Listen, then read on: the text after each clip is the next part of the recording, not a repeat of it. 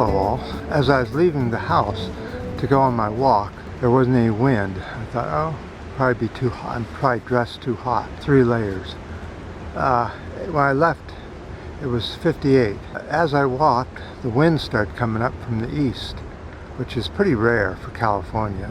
That means Santa Ana winds and firestorms and all that. Fortunately, because we got the 6 inches of rain last couple of weeks ago, the hills are now green instead of brown.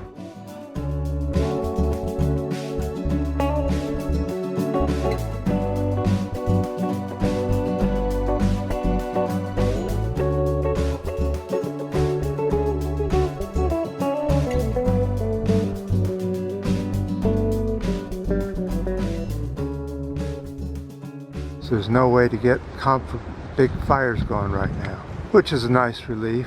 But unfortunately, the dry wind is so dry, it gives you cotton mouth. It's hard to talk because your mouth is so dry from the dry air, which will also dry out the ground very quickly. It continues to blow, which it looks like it will for the next couple of days.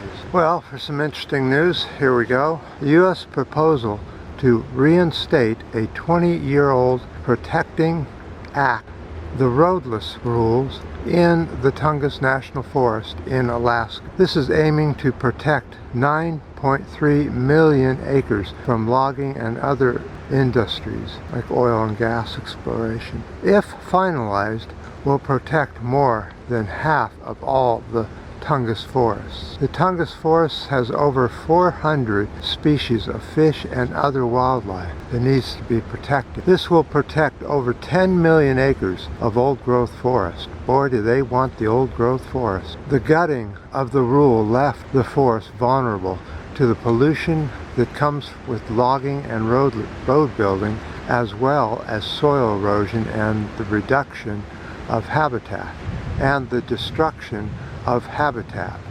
95% of USans favor the roadless rule. Of course they would. Why wouldn't we want to keep some forests pristine? Almost every country has a little bit of pristine forest, but under our previous leader, he said that we didn't need that and we should log it all off. And of course the sheeple said, oh yeah, jobs, oh, logging, jobs. Great, let's just keep on attacking the wilderness, what there is left, in the name of jobs. Well, I hate to tell you, there isn't enough jobs to do any change if the president of the U.S. doesn't really control much of what happens in the economy. He can, but in this case he can't. The economy is what it is because of COVID, and it's going to last for a lot longer because of that. But it's really good news that the Tongass National Forest has a proposal to put it back on protective status.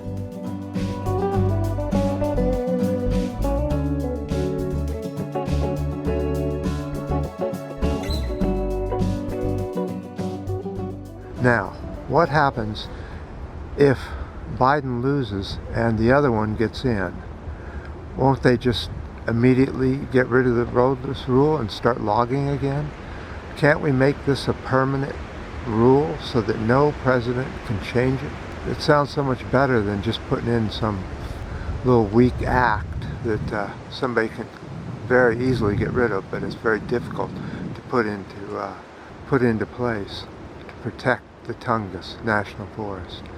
All the trees, the fish, the wildlife, and all the tribes that live there and survive on the Tongass National Forest for their living. It needs to be kept the way it is, no matter who's in office. What do you think about that?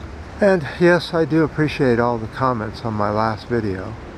The ups, the downs, the new subscribers, and until next time on this windy day.